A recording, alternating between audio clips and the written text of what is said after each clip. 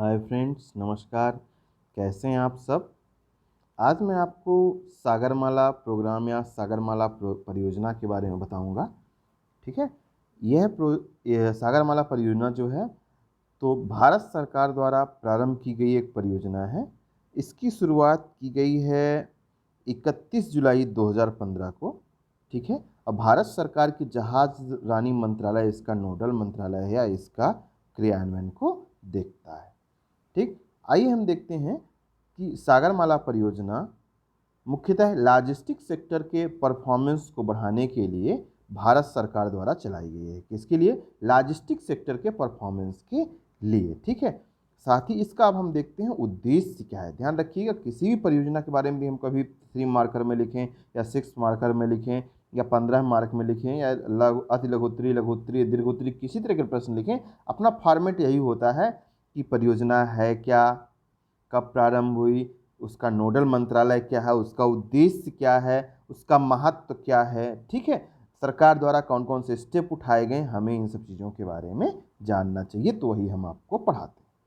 इसका हम सबसे पहले देखते हैं इसका उद्देश्य क्या है। ध्यान रखिएगा, बिल्कुल क्लियर कट उद्देश्य। जब तक आप उद्देश्य नहीं पढ़ेंगे तब तक आपको समझ में नहीं आएगा कि ये सागरमाला परियोजना है क्या।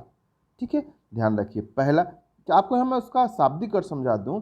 जो भारत का कोस्टल रीजन है ना, गुजरात से लेके पूरा पूर्वी ईस्टर्न एंड वेस्टर्न जो कोस्टल एरिया है उसका डेवलपमेंट करना, बिल्कुल समझ लीजिए शाब्दिक अर्थ में। और एक चूंकि जैसे हमारे गले में माला होता है, इसी तरह से ये भारत का जो दक्षिणी भाग है, दोनों कोस्टल एरिया है, उसके बिल्कुल कोस्ट में तटीय शहरों का विकास करना है, इसका मूल उद्देश्य है। फिर हम देखते हैं उद्देश्य में आए, एक एक करके लिखते हैं टू द पॉइंट। पहला है बंदरगाहों के आसपास प्रत्यक्ष एवं अप्रत्यक्ष विकास को प्रोत्साहन देना। यहाँ पे आप प्रत्यक्ष और अप्रत्यक्ष विकास शब्द को अच्छे से समझ लीजिएगा। दूसरा है तटीय क्षेत्र का सतत विकास करना। तीसरा है विभिन्न क्षेत्रों से बंदरगाहों तक माल का तीव्र दक्षतापूर्वक आवागमन सुनिश्चित करना। तीसरा है मुख्य मंडियों तक संपर्क बढ़ाना। किसका? बंदरगाहों का मुख्य मंडियों से संपर्क को बढ़ाना। पांचवा है जो एग्जिस्टिंग बंदरगाह हैं, जो बंदरगाह बने हुए हैं, उनका आधुनिकीकरण करना, यानी कि नवीन तकनीकों का वहां पे प्रयोग करना। छठा है तटवर्ती शहरों को यातायात के विभिन्न साधनों से जोड़ना। कौन कौन से साधन है इनमें? रेल है, वाटरवे है, एयर है, समुद्री है, इनलैंड वाटरवे है, सबका विकास करना। सातवां जो उद्देश्य है वो क्या है? इंटरमॉडल समाधानों के साथ नए क्षेत्र तक पहुंच को बढ़ाना।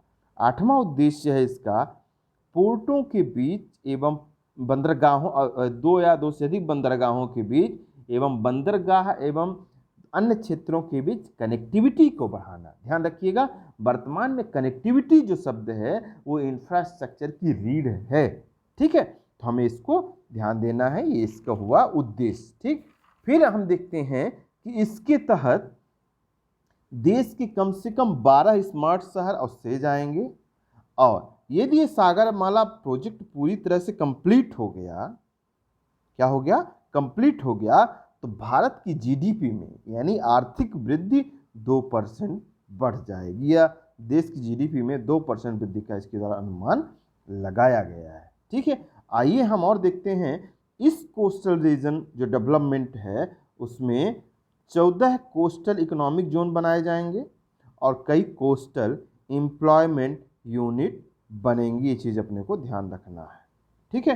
फिर साथ में मल्टी मॉडल लॉजिस्टिक पार्क्स का निर्माण होगा, रेल रोड ट्रैफिक का विकास होगा, पाइपलाइंस बनेगी, वाटरवे बनेंगी, कोस्टल कम्युनिटी डेवलपमेंट होगा, तटीय सामुदायिक विकास को बढ़ावा दिया जाएगा। ठीक है, ये हमको पूरा करना है। फिर ये और ये जो चीज़ है वो फ्लैगशिप प्रोग्राम के तहत इसका क्रियान्वयन होगा।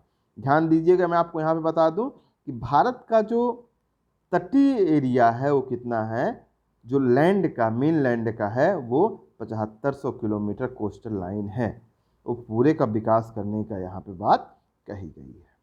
ठीक है, ये देख लीजिए इसके इस्टेब्लिश हुआ है, यानी शुरुआत हुई है 31 जुलाई 2015 को। ध्यान दे लें कि इसके तहत कौन कौन से प्रोजेक्ट चलाए जाएंगे सागरमाला परियोजना के तहत, उनको मेनली 4 भागों में डिवाइड किया गया है। पहला है पोर्ट मॉडर्नाइजेशन, बंदरगाहों का आधुनिकीकरण। फिर दूसरा है कनेक्टिविटी इन्हेंसमेंट, ठीक है, संपर्क को बढ़ाना। थर्ड है पोर्ट लिंक इंडस्ट्रियलाइजेशन, मतलब अब एक पोर्ट को दूसरे पोर्ट से जोड़ना, उसके बीच में औद्योगिकरण करना। फिर है चौथा कोस्टल कम्युनिटी डेवलपमेंट। और ये चारों को मिला के टोटल हो गए हैं इसमें आई थिंक 577 के आसपास हैं, 577 टोटल प्रोजेक्ट इसमें हैं। देख लेते हैं इसमें, ठीक है। पोर्ट मॉडर्नाइजेशन में 245 प्रोजेक्ट, कनेक्टिविटी इन्हेंसमेंट में 210 प्रोजेक्ट, पोर्ट लिंक इंडस्ट्रियलाइजेशन में 57 प्रोजेक्ट और कोस्टल कम्युनिटी डेवलपमेंट में 65 प्रोजेक्ट है। इसको थोड़ा गिन के आप देख लीजिएगा। फिर हम आते हैं, देखते हैं, देखिए ये जो सागरमाला प्रोजेक्ट चलाया गया है काफ़ी लंबा है। आप देखिए इसमें यहाँ पे दिया हुआ है कितने का है,